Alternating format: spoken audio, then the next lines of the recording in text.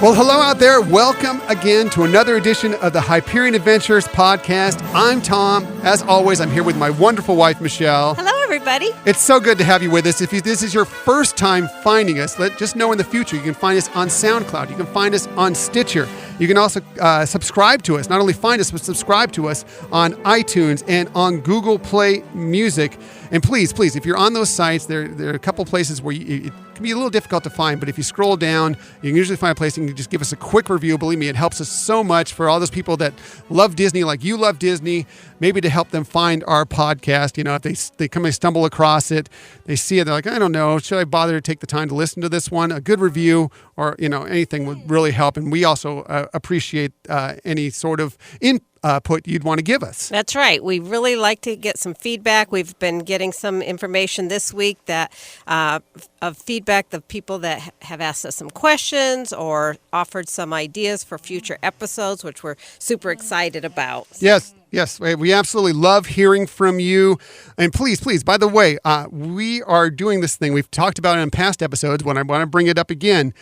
For those people that have joined us from the beginning, we really want to know who you are because we're going to start this club. It's going to be the OG Hyperion Adventurers. Those people that helped us get this podcast up and going were listening to us from the beginning. We're going to cut it off on August 31st. So please email us. Connect with us on Twitter, whatever the case may be. We want to know who you are and where you're at. We've got some interesting places. I've been looking up where people have been listening to us. Brazil, we had our first Brazilian listeners this week. From the United Kingdom, we've had listeners. Canada, France, in the U.S., Virginia. Who are you out there in Virginia and Alexandria? There's a couple other places in Virginia that have been listening to us as well. In Mississippi, in Michigan, here in California, several places. Of course, San Diego, where we're based, but lots of other places. Mountain View, California.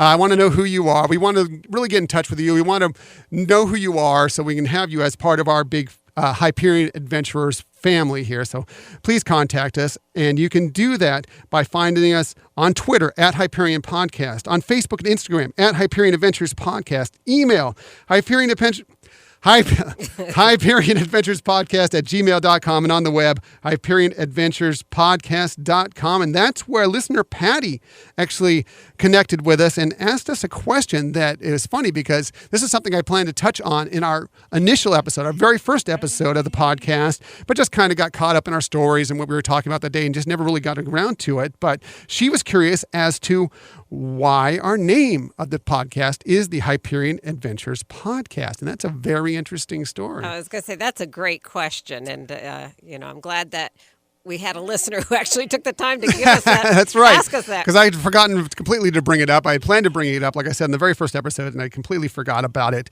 When we were running over names, what to call this podcast, we went through a lot of things, decisions making, and we decided, look, we wanted to kind of do something offshoot, Disney related, because this is mostly a Disney-based podcast, but kind of not the obvious choice. And what we found and we decided to do was go after what was the original Walt Disney Studios, which were, of course, if you do not know, they were located on Hyperion Avenue from 1926 to 1940.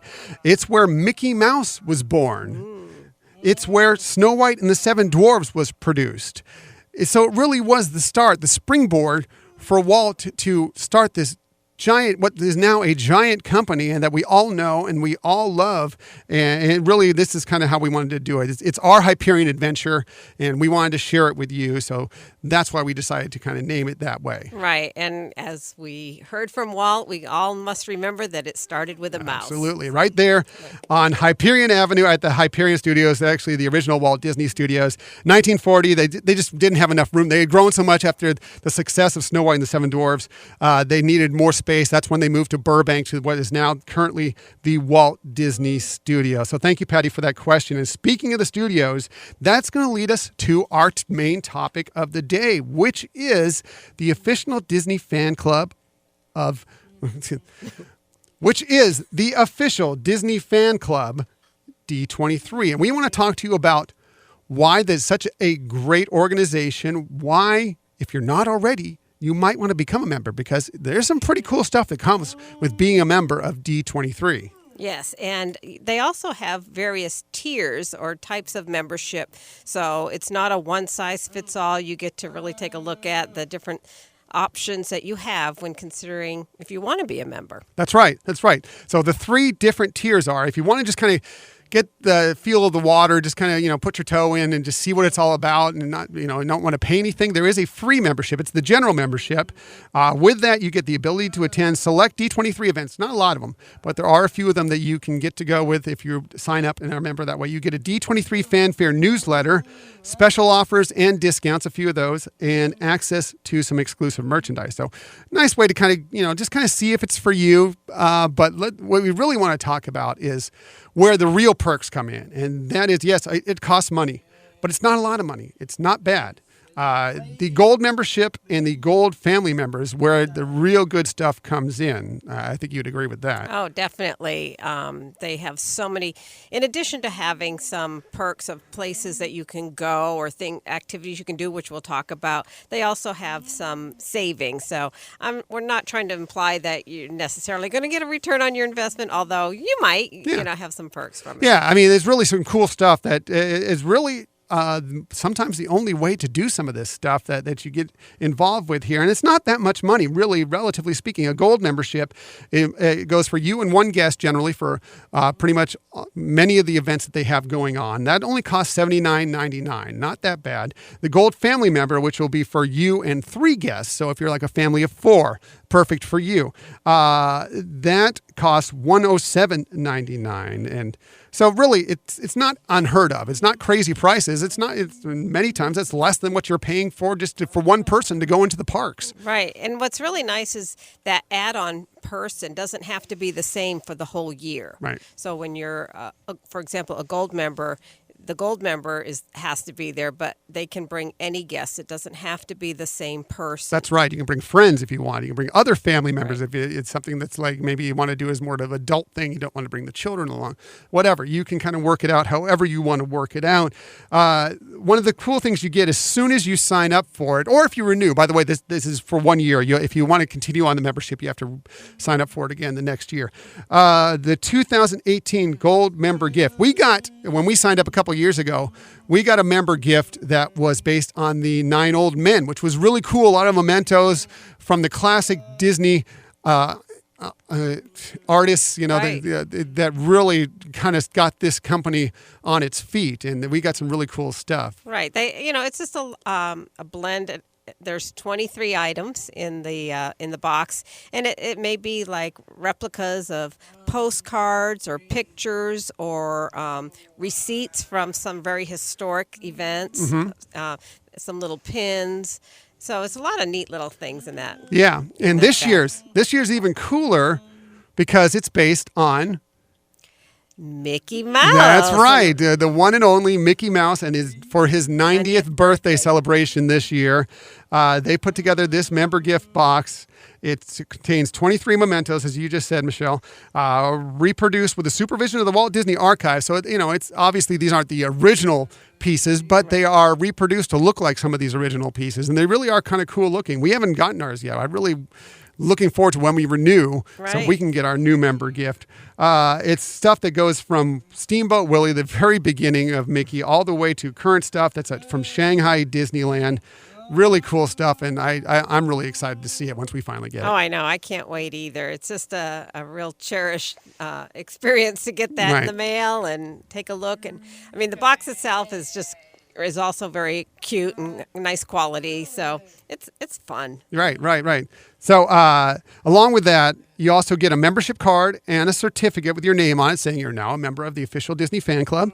The D23 Quarterly Magazine, which is one of the coolest things you get. I mean, who doesn't love Disney mail? Don't you love Disney mail? It's the funnest mail to get. Yeah, 4 times a year you get this great magazine. It's a big magazine, actually, and it's usually got some great artwork on the front and inside the stories, not only just D23 related, but just Disney in general related. It's really good read. It's fun to check out. And like I said, Disney mail 4 times a year. You got to love it. Oh, yeah. It has nice stories that are of current things happening. It has some more history information, so you can, really dive into some of that history, great, wonderful history of this company. And it, like you said, it's a really high quality magazine that comes in, and we look forward to it. Yeah, and the artwork on some of the covers there. I mean, we got covers that were recently from Coco. They had covers just this summer of, I believe it was Infinity War, and they had some from Christopher Robin, kind of the summer movies that were coming out. It's almost quality like you want to hang on your wall. It's that good. It's really cool artwork. It's really collectible and really interesting. So that's another perk. You also get access, and this is what we're really going to focus on here, on what is the real perk of being a D23 Gold or Gold family member, and that is the special events that come with it that you get a chance to go see, go attend. It's really fun. And we've attended many of them. And really, it's a great way to get together with people that have the same Disney passion, and just a great time. I mean, Disney knows how to celebrate and have fun times. So plus, it's a great way to check things off your Disney bucket list. By the way, I mean, there's some cool things we've checked off our bucket list. Some things that I didn't even know were on my bucket list. We checked off this last year. Some free events that you get to go to. They have movie screenings a lot of times for whatever Disney movie is coming out. Most recently, they had them for Christopher Robin. They had them for Incredibles 2. They had them for Coco. And they have these things not only in L.A., Burbank, Anaheim. They also have them in Orlando, and also across the country: New York, Boston, San Francisco, Denver. Lots of places across the country that and they are a limited amount, so you have to get in pretty quickly when they open up and get your tickets. But it's pretty cool. It's a free screening on either the night that it comes out or sometimes days before it actually comes out, these movies. And a lot of times, sometimes there's a small fee, but usually it's free, and it's very fun, and your chance to check out these movies sometimes a couple days before anybody else gets to see them. Right. Other things you get to do, there's member mixers. We talked about this just a couple weeks ago, the D23 member mixer that was here in San Diego that was based on Comic-Con and The Nightmare Before Christmas. They have these member mixers not only here, but in other areas in the country, Orlando, Boston. I believe they had one in Denver not that long ago, but I think there was one in Arizona too. But there's lots of them across the country. Chicago. Places where you can get together with other D23 members and some of the staff, which we will always enjoy talking with them because they're so fun. Exactly. They're very easy to talk to, and it's nice that they do take that time to go one-on-one with every guest that attends these events. And, plus, like you said, it's a great way to, really get to be in a mixer with other people who have the same interest as you, and they do a wonderful job at making it a fun event. Yeah, and they usually do these things where they'll have, like we did for the Nightmare Before Christmas, they have some photos with Disney characters there. A lot of times you walk out with a gift bag with some sort of cool little trinkets and everything. Really cool stuff. And a lot of times, like sometimes there's a fee, but a lot of times those are free. Absolutely free to go to as long as you're a Gold member or a Gold family member. Events that they have with a fee, movie screenings on the Disney lot in Burbank. Right there where they've screened the movies for years and years and years. You get to walk on the lot, watch movies. We are going here on September 15th to go see Mary Poppins, the original Mary Poppins, on the lot in Burbank. Yeah, we're very much looking forward to that. I mean, it is the original movie. The movie was actually filmed on that lot, so there's a lot of that history right there. Plus, being in the Disney studios is just an amazing experience. Absolutely, absolutely. So they're also going to be airing another screening. It's the week before that. It's going to be on September 8th out at Orlando at Disney Springs, at the AMC Disney Springs. And when I checked today's date, by the way, I meant to tag this at the beginning because someone actually asked us to tag this show. We're recording this on August 12th, 2018, a Sunday. As of today, last I checked, there were still some tickets available for the screening of Mary Poppins that's going to be at Disney Springs in Orlando on September 8th. It's a Saturday. And it also includes a talk with Doug Griffith, who is a Walt Disney Imagineer. It's going to be the talk about the fundamentals of audio animatronics animation, and that's... hey, for $25, go check out this classic movie and get a cool talk at the same time. You might want to take advantage of that. So if you are a Gold member or a Gold family member, you might want to jump on and do that. If you're not one yet, you could join and maybe get in there and get those tickets and go check that out. But Yeah, you won't regret doing it. And again, for the price of that membership, there are ways to have some savings and things, but we're not saying this is a way to get you to think you're going to get a return on your investment, but it's definitely a way just to have a lot of fun, at a Disney sponsored event. we all love Disney stuff, and it's just one more way to have fun based on Disney. Other movie screenings they've had this year, they've had the original animated Peter Pan, both on the lot in Orlando, and they had Robin Hood, the original animated Robin Hood, both on the lot and in Orlando. And again, with those movies, they usually come with some sort of talk about something really either related to the movie or something along those lines that kind of goes with it. So really cool stuff. A lot of fun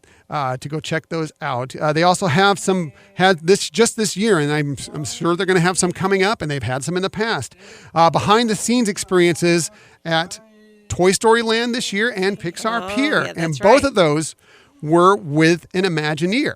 You Right. got to walk the park, and they would describe it. This was early in the morning before the park opened. You get to walk the areas, you got to ride the rides, and an Imagineer would walk through and explain how they come about creating these lands. Really cool. They really make it a VIP type of event when you do something like that you're getting something that no one else is having that opportunity to really participate with. Absolutely. So really cool stuff. Other things they have, lunch with Disney legends. They have those several times throughout the year. They've had like Bob Gurr was this year, longtime Disney Imagineer, Bernie Mattinson, who was at Disney Animation Studios. He was their longest tenured employee, 65 years working for the Disney Animation Studios.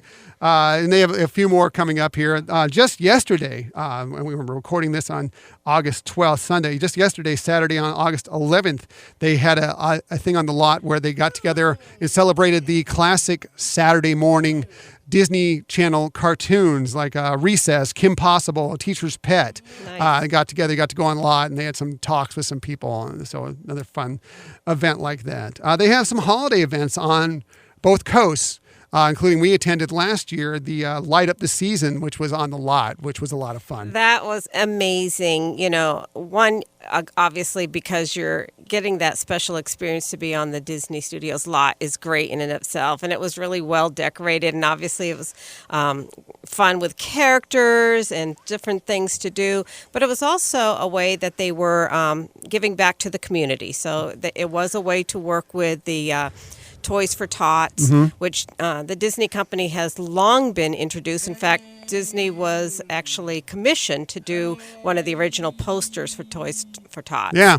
And so they have that long-standing history, and so it was the most fun. It was so event. fun. It was. It was fun fun. getting dressed up and being very into the holiday spirit. Speaking of holiday, you may hear him in the background. That's our son Scott, he comes to this and we have fun. And when we're recording this podcast, he sits here and he listens. Right now, he's listening to Christmas music. He likes Christmas all year round. Year round for him. And he's got Down syndrome, so he has some issues vocally. But you can hear him singing in the background sometimes on our podcast. So you're wondering what that noise is in the background. That's just him having a good old time and then just enjoying sitting here at taping the podcast with him. Yes, So. this is a real family event. Yes, absolutely. But that was so much fun out there at the Light Up the Season event, and they made it snow right there in the middle of Burbank. That's right. I forgot about that. Lit up the big tree. Just so fun. And there's some shopping things that go along with it, like you said, characters. There's special food out there. Just a lot of fun, and it's really cool. Tug at the heartstrings. Yes, for sure. absolutely. But what really knocked it off the bucket list for us, and part of the reason why we convinced ourselves we got to go through this thing and join the gold member, is the tour of the Walt Disney Studios lot. It was something I've always wanted to do, actually go to the Walt Disney Studios lot and take a tour of it. They have these 2 or 3 times a year where they'll go down there and you go in small groups about, about 15 people or Right. something like that. And they have a guide with you and breaks down the tour of the lot. And go ahead. Oh, no, I was going to say, I've heard people talk about, it's just really such a special place. I'm like, But actually, I went in not really believing that, and I came out a true believer. It has such an atmosphere of being so special. I really don't even know how to describe it, but you do get to, one of the things that they shared with us is how it was kind of designed like as a college campus. Right. So you do very much get that feel out there. Yes. They even have a cafeteria right in the middle of the area, it's right in the middle of the grounds there where people can kind of just go and meet and get their food. And right, you can everything. get food there. Yeah. It's really cool. Really cool place. I mean, you've seen it like, on Saving Mr. Banks or whatever. They walk down this and it really is that feel. That's what it is. You walk down there. We got to check out the original animation building. They've moved it now. There's a brand new, well, not brand new, but the different animation building that they built 20, 30 years ago now. Right, It's been up for a while. It's hard to believe. But you get to go through the in-out. You get to see the hallway where the old 9 men used to do all their sketch work, all their work on all these animated classics. It's just so cool. And then the thing that really, like I said, that was knocking it off my Disney bucket list. But the thing that I didn't even know that I needed to do that we knocked off the Disney bucket list when we got there, we got to tour Walt Disney's actual office. Oh my goodness. I know. There's no words for Chills. it. Yes. Chills walking through it. They had to kind of recreate it because when Walt unfortunately passed away, some other people were in there and some moved the office around. So they took some of the pieces away, but they've recreated it with almost entirely the original pieces, almost entirely in the original way it was when Walt was in there, Right. when he was in his office. And it's really cool to take in. It was one of the best Disney moments I've ever had. You really got to see a lot of things that were inspiring Walt for a lot of the things that he ended up using in parks or movies, and a lot of souvenirs from some of those things. But also too, I think that was amazing was to see the piano there that the Sherman brothers would come in and play when they were with Walt, and so that was really cool. And he actually had kind of like a mini apartment up there that the kids, his wife and kids could hang out there too. And it was so cool to see how he was very modernized right. at that time. It's interesting, and you'll hear this if you do get a chance to do this tour. And I do suggest you, if you do become a Gold member or a Gold family member, I do suggest you look into doing this at some point. Even if you're not located on the West Coast, you make the effort to go out and do it because it is amazing. But the way the office breaks up into, it's like 4 different rooms, one for show, one for work, one for kind of relaxing with the kids, and one for is kind of like the pre-office where his receptionist would be and everything. It was really fascinating.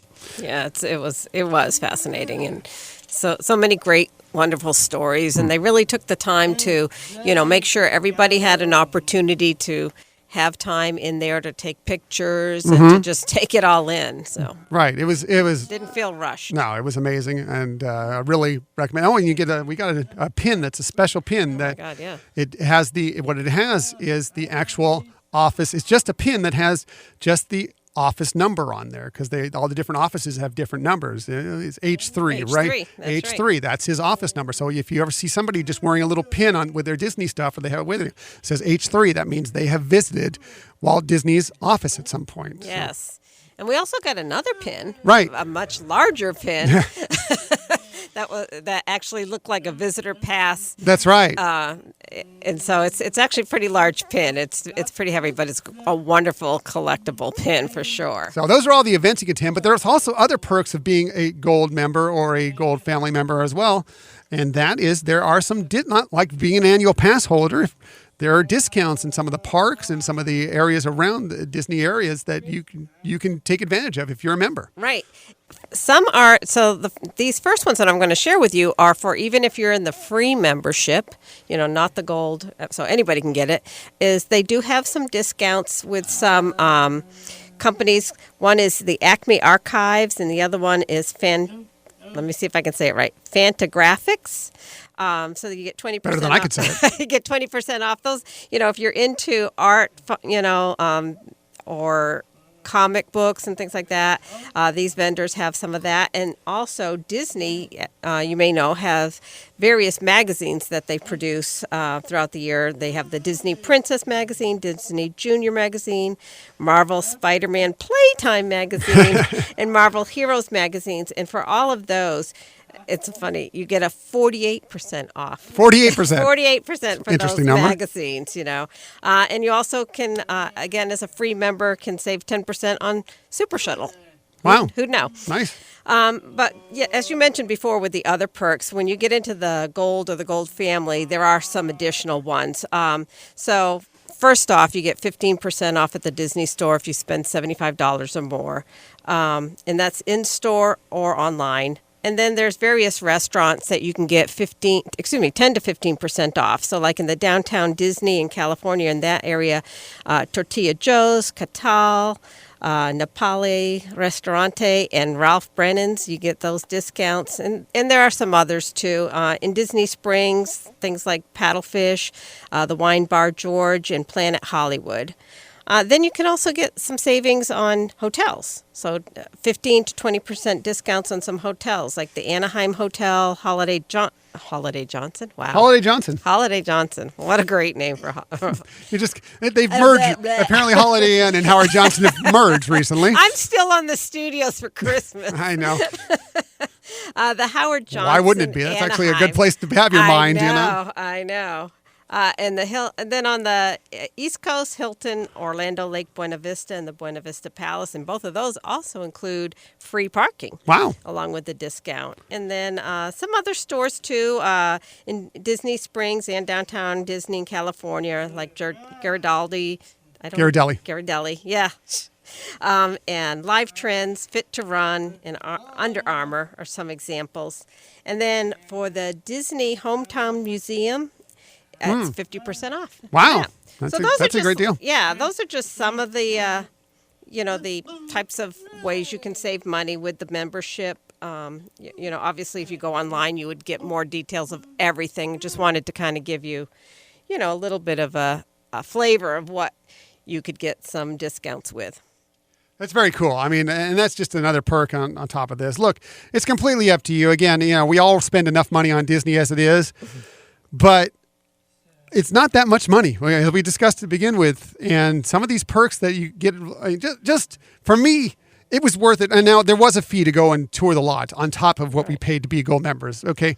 But just for that alone, it was like well worth it for me. So It's up to you and what you personally believe. But I know that we felt it's been a great value for us. Sure. And, you may want to, look online, see what things they have coming up in advance, which they do, great job of giving you. Even if they don't always have dates, they can generally tell you what season or month something is going to come up at. And if you see that in that list, there's a variety of things you want to do. Even if you just do the membership for 1 year and hit up all those things, then you'll have had that great, wonderful. Yeah, exactly. You can do it year by year if there's things you want to do. If you want to, say you're in somewhere else on on a different coast, a different part of the United States. And you want to come out, or a different country for that matter, you want to come out and you're visiting California and going to see Disneyland. Well, if you can time it out well with when they're doing these Disney Studios lots tours, you can combine them all together. It may be worth it to just, go ahead and jump in that and knock it all out and have a heck of a Disney vacation combined. Sure. It's really up to you. And again, I recommend it. I think any Disney fan should be a part of it, but that is completely up in what you feel and what your financial situation is. Sure. And, like I just said, it may not be something you necessarily feel a need to do every year, especially if you're not in an area that has a variety of events that you could choose from. But you may pick that special year that has a couple things that you might want to do and say, yeah, I'm going to splurge on that. And then go buy a bunch of chocolate at Ghirardelli, yeah. And feel like you made your money back. There you go. All this stuff that we've been talking about, except for our own personal experiences, of course, you can find on D23.com, including a calendar of the events they have coming up for the rest of this year. Later on this year, they'll list what they're going to have coming up next year. And they're always adding stuff. I mean, you look at the calendar, you're like, okay, cool. But every once in a while, they pop in, hey, this is new. We're going to do this too. And that includes some of the movie screenings. They don't usually announce those necessarily until a couple weeks ahead of when the movie's coming out. But you can almost depend on it. Like if there's a Disney movie that's coming out in the near future, look a few weeks before it comes out, because they'll probably be, they're on social media too. You can find them easily. They'll announce that, hey, we're going to have your screenings in these cities. This is the date the tickets are going to come up for sale. They're not really, a lot of times they're free. They're not really for sale, but you can get your tickets on this date and prepare yourself, mark your calendar, and see if you can be involved. So. Yeah, do it right at the time. But yeah, I mean, for example, when we went to see Christopher Robin, we were going in as a media, and that's right. We're big media. Media. Yep. Shh, it's the allure. We're so hoity-toity now. But anyways, it was the media showing, and that's where they opened it up also to D23 members. So. It was both a press and a promo screening. Right. So we had a little bit of both, but believe me, if we didn't get the luck of being part of the media thanks to this podcast, we would have probably tried to get those tickets to go to that exact same screening that we went and checked out. So really go check it out. Look into it. If you have any questions about it, hit us up. You can hit us up on email, HyperionAdventuresPodcast@gmail.com, and on Twitter, at Hyperion Podcast, Facebook and Instagram, at Hyperion Adventures Podcast. We'll be happy to answer any questions you might have about it. And of course, like I said, all this information is on D23.com. Go check it out. On we go. Let's move on. We've already a half hour into this podcast. Let's get to the Disney stories of the week. Always great Disney stories. This week is no different. There were some details that came out this week. We'll start with some park news on the Tron coaster, which is coming to Magic Kingdom Park at the Walt Disney World Resort. Yes. Not a lot of details, but some interesting things are going to happen. They're going to be building this now, which we've kind of figured out from some of the drawings earlier on. It's going to have a new area that's next to Space Mountain, if you know where that area is at the Magic Kingdom Park. And because of the fact that it's kind of going across where the train tracks is, unfortunately, they're going to have to close the Walt Disney World Railroad for a little while they complete that, which they did here at the Disneyland Park. Right. When they were first starting to build Galaxy's Edge. They had to change the track a little bit, build some trestles, makes its first ever left turn now. Right. So they had to close that for a while. But they're doing a similar thing where they're going to park the train up front at the station at the front of Main Street. And so now you can go up there and get pictures taken with it, or you can go check it out, and then there'll be some history about the trains there. So, unfortunately, you won't get to ride the train, but there are some cool things you can check out while you're there. Also going to be closing, that, by the way, that's going to start in December of 2018, and we'll see how long that takes before they reopen it. The Tomorrowland Speedway will close a portion of its track for a portion of 2019. They'll have to readjust the track there to go from, put it apart from where they're going to be building this Tron coaster. So just be aware of that if you're planning your trips coming up in the near future. Yeah, and as you said, we went through that a lot with recently with Disneyland, and it's a little something that's gone, but there's plenty of other things to do. Right. So it's all for a good reason. The Tron coaster, or we don't actually have a name for it yet. I think it's a light cycle in Shanghai Disneyland, something along those lines. But it's expected to be open for Walt Disney World's 50th anniversary in 2021. So look for that coming up. As many things are opening up in 2021 to celebrate Walt Disney World's 50th anniversary. That'll be a lot of fun. I don't normally talk about rumors here, park rumors on this show, because park rumors, there are a dime a dozen, but I just found this so fascinating, and the thought of it, I think, is kind of interesting that I wanted to touch on it here. There's a rumor of a new pavilion, and they've talked about plenty of possible new pavilions opening at Epcot and World Showcase for some time. But years. Yes. Well, there's some more interesting news coming out, or reports coming out. According to OrlandoWeekly.com, the new pavilion that they may be adding at World Showcase is, any guesses? I don't. Brazil. Oh, Wow. Awesome.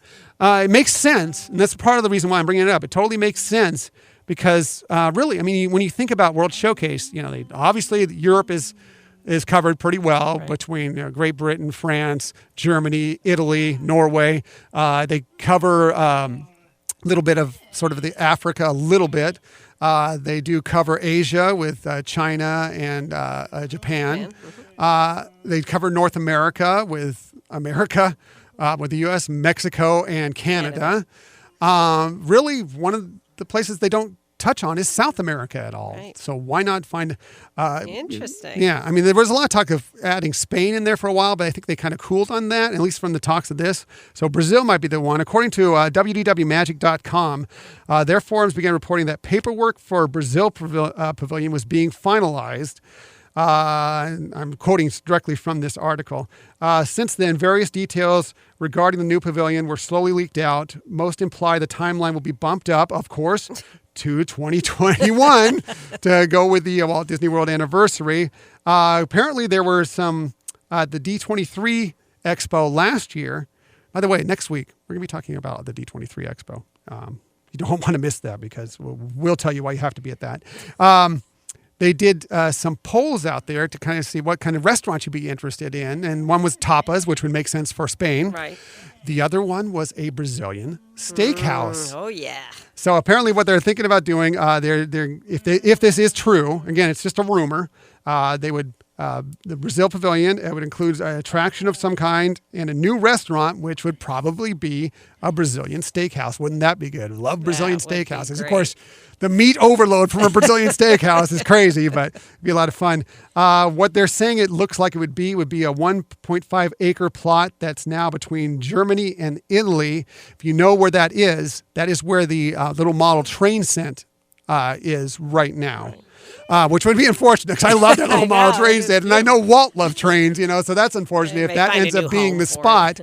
But that kind of makes sense for a land area. I'd like to actually see them also. We walk by the Africa. Well, it's not really a pavilion, but the Africa area there, and we just kind of joke and we laugh about it every time because you go by there and look, there's the traditional African food, hot dog and popcorn or whatever. It's so funny. I'd like to see them open. I mean, I guess they have a little bit of it in Animal Kingdom Park, but let's touch on Africa a little bit more. Besides Morocco over at at World Showcase, I'd like to see that become a full African pavilion. Right. Personally, and obviously when they first, well, maybe not be obviously, but in case you didn't know, when they first opened Epcot, it wasn't considered complete. There were plans that they would over time add countries, so there are areas there that they could expand to, and they also in France, at the France Pavilion now, they are taking up a little bit more land there for one of their new attractions, the Ratatouille ride. That's similar to the one in Disneyland Paris. Yeah, I think I originally heard that they were plotted out enough space to have 15 pavilions at some point. I think so. So, yeah, it'll be interesting to see what comes of it. Again, it's just a rumor, but I like the idea of a Brazil. I mean, I like the idea of South America being represented. Sure. So that would be cool.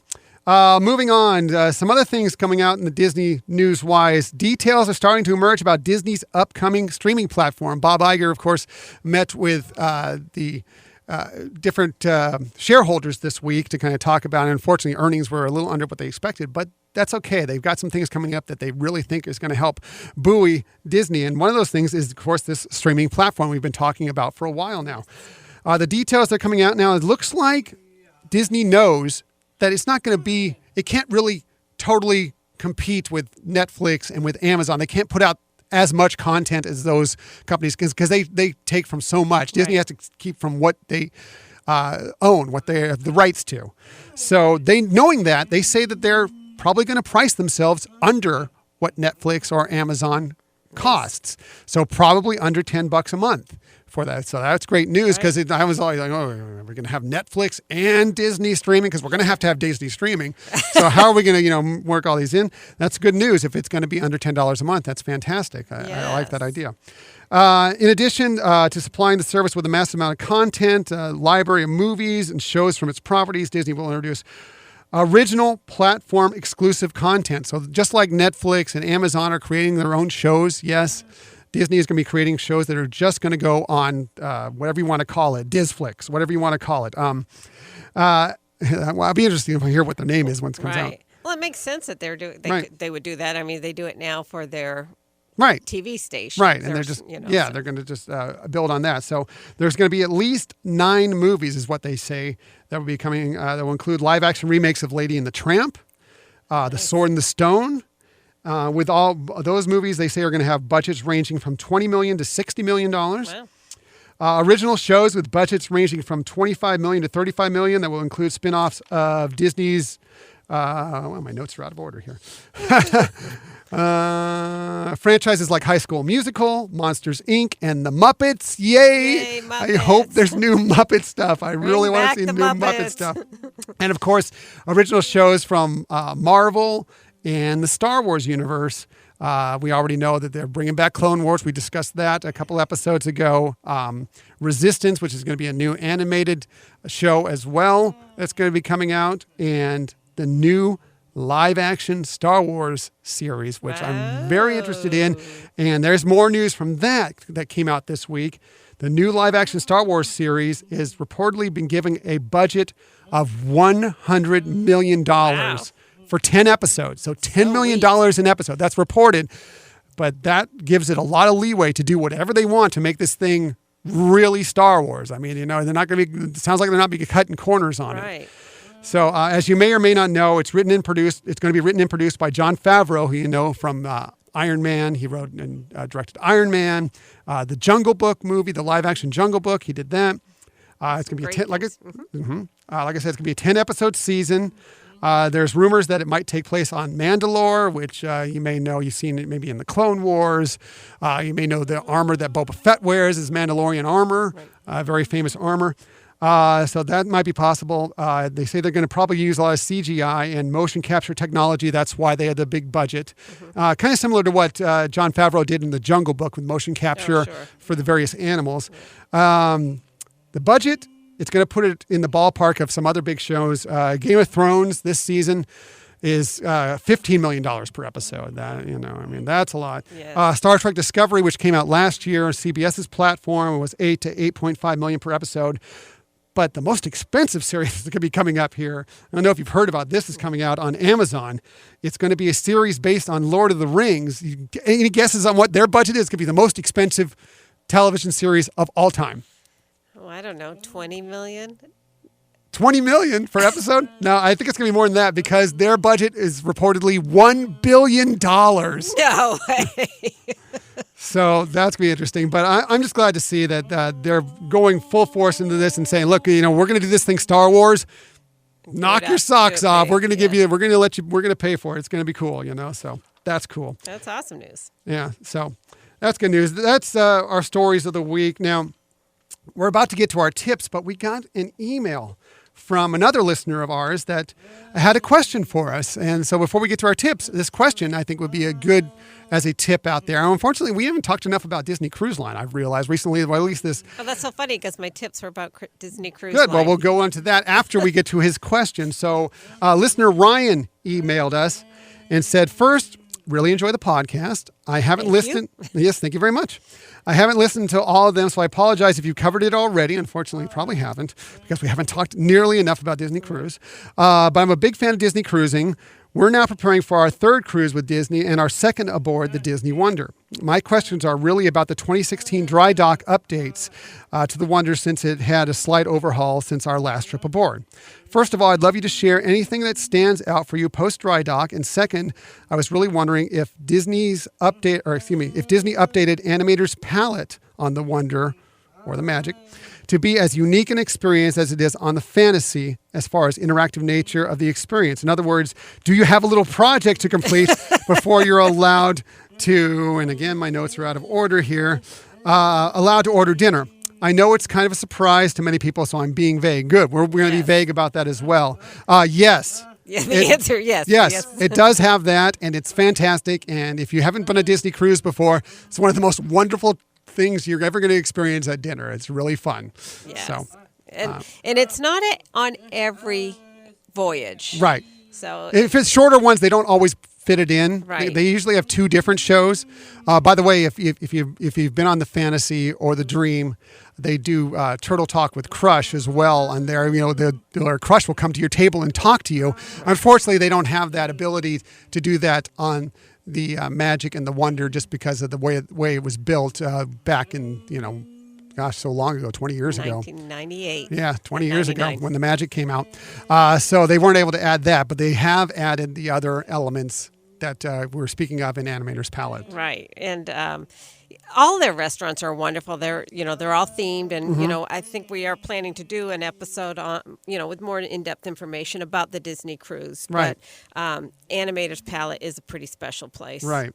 He was also wondering about the Wonder and whether they added anything like the Muppets Midship Detective Agency to their older ships. He said he had no idea how much my children would get into these treasure hunt type games. Recently visited Great Wolf Lodge, and which I don't know where else it is in the country. I think it's in a couple places, but I know they have one up in Anaheim, not far from Disneyland Resort.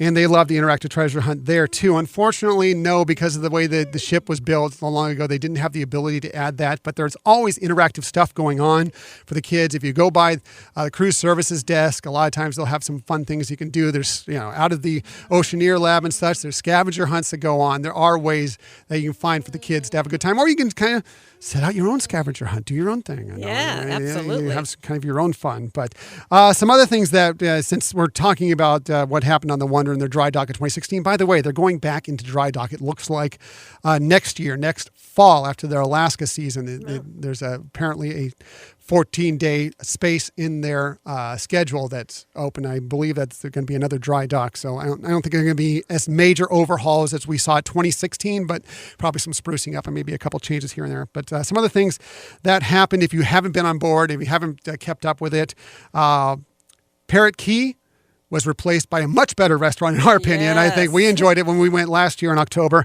Tiana's Place.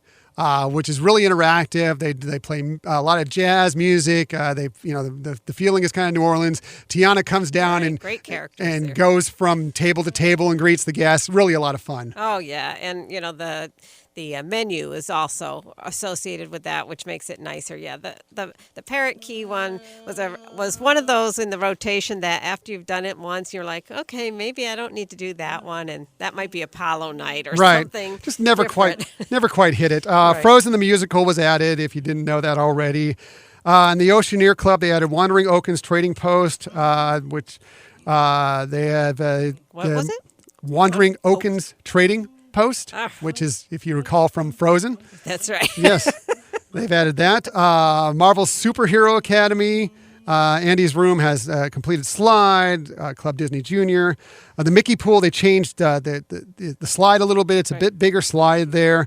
It's the Twist and Spout water slide, and they added Dory's Reef Splash Zone. They added the Bibbidi Bobbidi Boutique. So if you want to splurge on little girls out there, Ryan, I know you have little girls. If you want to splurge on them, there's the Bibbidi Bobbidi Boutique. They replaced the arcade. The arcade is no longer there. That is now the Edge Tween Club. And they changed a couple of the bars at the adult areas at the front of the ship. It used to be Route 66. Now it's called After Hours, that area. They changed what used to be the sports bar into the Crown and Fib British Pub. It's awesome. Yeah, which we enjoyed. Also, they made the other bar into Azure Nightclub. They also added a concierge. If you happen to be going concierge on the Wonder, they actually have now created an actual concierge lounge. It used to be that it was the concierge was kind of visiting your room. Now there's an actual lounge where you can go up and get water, sodas, right, the great coffee machine that they have there. Yes. Not that we've ever done it or anything, but I believe, and just a couple other kind of aesthetic changes. And they have a new chandelier and such. So. Cool stuff, but good changes. It was a lot of great additions that they did during that dry dock because we've been on that ship, multiple times before. Yeah, and that's after. our favorite ship, by right. the way. The Wonder is our favorite. Exactly, and so I think a lot of these upgrades that they put in there really did make it a more complete experience. And it was fun that we had a chance to. They do every once in a while an open house in the kids area that you can actually go in as an adult and explore and see what they had, and so we got to drive a ship. Yeah, that's right. That's right. By the way, Ryan, I know what cruise you're going on. It's one of the longer cruises, and we've gone on one of the longer cruises out there. It's great. Yes. Because one, it's they open up the kids' lab, the Oceaneer lab, and to the adults occasionally on time, and you can go in there and you can play around in some of that fun stuff as well. Yeah, they have some really cool games. It's really fun to be on those long cruises because they also bring on, sometimes they'll bring on some Broadway performers. Like we had Susan Egan come on with us, and Mandy Gonzalez, who is doing Hamilton right now, but she was on In the Heights as well, right, and a few other things. And they put on some great shows for us, as well as the always great Disney shows that they have going on. Really, the long cruises, if you get the chance to do them, some of the repositioning cruises, the transatlantic, the Panama Canal, some of those, jump on them because they're really cool. And sometimes you can get them for a better price than what you would get for even just the 3-day or 4. I mean, not the better price, but a better per day price than what you would get for a 3 or 4 day. So take advantage of that.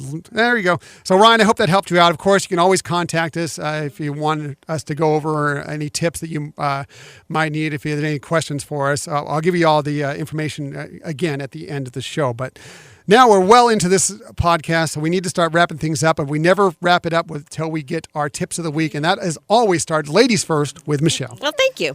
So it's so interesting that I was doing plans already for the Disney Cruise to be the topic of my tip for this podcast. So it's just me and my list. So top 3 things, just important information if you're considering a Disney cruise ship or you've recently booked a Disney cruise. So number 1 is on the first few days, they are walking tours on the ship. So if you haven't been on it, it's a great way to get your bearings, of your temporary home, away from home. And also, if you're an adult, you could opt for one of the Art of Theming tours that not only includes an overview of the ship, but it helps you get to see and appreciate some of the unique beauty that's in every corner of that ship, or any of their ships. The second piece of advice is get to the show early. Great seats go quickly. Oh, very quickly. At least get somebody out there to save a couple seats or whatever, but get there quickly. And then the last thing is do not miss the sail away party. It really is one of the best on the seas. Don't miss any of the parties that are on deck. That's true. All the parties are great, but I think a lot of times, and especially if you've gone on other cruise ships, the sail away is kind of a meh. But this one is, and it's well worth it. Whether you're a child or a child at heart, it's fun to do that. And they carry it out well no matter what kind of weather, because we've been in many different weather experiences on the ship. So don't miss the sail away. And it really gets you, it gets your vacation going off the right way. And that's kind of what they do. They sell it as like, you're on vacation. Woo! It's so fun. Yes. It's really a good time. And yeah, I agree with that. It's so much fun. And like I said, all the deck parties, get out there for the pirate party. If you're doing the Star Wars Day at Sea, get out there for the Star Wars party. Get out there for the Marvel party, the Frozen part, whatever it is. Get out there. They are so much fun. Take advantage of those parties when you get a chance to. Great tip. Now on to my tip, and I'll go back to more traditional boring old park tip for going to the parks. Not at all. I'm going to tell you a way that if you're going to spend, especially at the Walt Disney World Resort, how you might be able to cut the price of staying at some of the really nicer resorts when you're out there. And that is taking advantage, even if you're not a Disney Vacation Club member, of Disney Vacation Club points. How can you do that? You can do that by renting Vacation Club points from other owners. You don't need to be an owner. You can go out and find these people that they have some points that they're not going to be able to use up by the end of the year, and they will be willing to rent them for a fee. Sometimes it's a lot less than what you're going to pay for some of these resorts. And there's some of the nicer resorts, the Polynesian, Bay Lake Towers at the Contemporary. There's the Animal Kingdom Lodge. I mean, some of the bigger ones, the really nicer resorts out there, you can really save sometimes more than half of what it would cost if you were to go online to Disney and try and book those rooms right now. They had a comparison that DisneyTouristBlog.com gave. They said, for example, if you agreed upon a price, $16 per point. Now, that's how Disney Vacation Clubs pay. They depending on the time of the year, if it's a weekend, weekday, the season, you go and you have a certain amount of points for the different resorts. Okay, so it's, say that this resort needs 10 points a night for a studio, or it's 16 points a night, whatever. So $16 per point that's needed to do that. If Renty wants to book and stay, they compared it the Animal Kingdom Lodge for December 1st through the 7th, 2019, that will require 60 points. What it would take. So for 16 points or $16 per point, that would be a total cost of $960, which is in holiday season, Right. early December, but it's the holiday season. If you were to book that directly from DisneyWorld.com, this is what they say, that would cost that same room or a similar room to that at that resort Right. would be $2,451.38. That's over 60% off by renting these points. Nice. Now, how can you rent these points? You can do it in a couple of ways. Sometimes people do these where they just go on, like, say, Disboard, some of the boards. You might be able to find it on Craigslist, some other places, and they'll just say, look, we've got these points. We're willing to rent them out. And you can you can actually haggle with some of these owners Right. as to what you want to pay for those points. And then they will go on, and through their account, they will book the room for you and put it in your name. And you still get all the regular stuff that you would get if you were going to a resort. You get to book fast passes. You get to do all that stuff. The other way to do it, and sometimes a little bit more reliable if something were to go sideways on you a little bit, is that there are some sites. I'm not going to tell you the sites here. If you want to know, you can find them online or you can ask us. But they don't advertise with us, so I'm not going to advertise for them. Right. But there are sites that handle this for the vacation club owners. Tell them they want to give out these points, and then they put it out there and they kind of broker the deal. The difference in that is that you can't haggle with the price is the price pretty much, but you do have a little bit better reliability if something if you need to make some changes or whatever. And they also add some small fees, which is a little bit of a con for it as opposed to the pros. Other things to know if you want to do this, housekeeping for Disney Vacation Club members doesn't come every day. It's every 4 days, I believe, is what it is. So if that's not a problem for you, no big deal, then that's okay. While DVC members staying at resorts on points currently don't have to pay for parking, if you're renting points and you're staying there, you do have to pay for parking. So just keep that in mind when you go. Don't expect that you're getting free parking just because you're staying at a Disney Vacation Club area. And like I said before, you don't have total control of your reservation. Can be difficult if you need to change things, add things on, move names on the reservation or whatever. It can be more difficult. But if you're pretty sure locked into your dates that you want to stay and you find a resort you want to stay at, it might be worth it because I talked about what the savings are there. Take a look into it. It might be a way to really save a huge chunk of money on your vacation. Right. And even if you get a studio room, which is one of their smallest vacation club rooms, in addition to being like a regular hotel, they do have an area that does have like a little refrigerator, kind of like a wet bar kind of thing, a little refrigerator, microwave, full-on coffee pot. Kind of a small kitchenette type thing. Toaster. Right. And so, it does have a little bit more convenience that if you're staying there, especially if you're staying there with kids, that you'd have an ability to have some snacks and things there, especially in the morning when getting up, that, you can do that in the room versus trying to run to a restaurant. Another way to save a little money. If you go up to a full suite or a 2-bedroom suite, they have a full kitchen in these rooms, so you can cook several meals there if you want to do it, and that comes with everything: pots, pans, plates, everything. Right. Also, those rooms come with a washer and dryer in the room. Yes. So that can save, especially if you're doing a long trip out there. You don't have to pack as much because you can do laundry as you're going through it. So really advantageous. So, like I said before, if you have any questions about these things, feel free to talk with us. Hit us up on social media, hit us up on email. I'll go over those in just a little bit here. One last thing before we say goodbye here. The Chalk Walk, we're only a couple weeks away now. So if you're thinking about taking part in it, you want to sign up soon. You can. Today, again, is August 12th, Sunday. As of tomorrow, August 13th, late registration begins. You can still register up until the day before the Chalk Walk. However, once you go to late registration, you need to donate the full $95 up front. Up until this point, you could just kind of fundraise and get to that point. But now, if you're going to do it, enter at this point, you have to do it. You have to do it now. But we suggest that you should do it. I mean, it's fun. It's fun. We talked about it a couple weeks ago. If you want to check it out on our episode from a couple weeks ago, we talked all about the Chalk Walk. It's really great.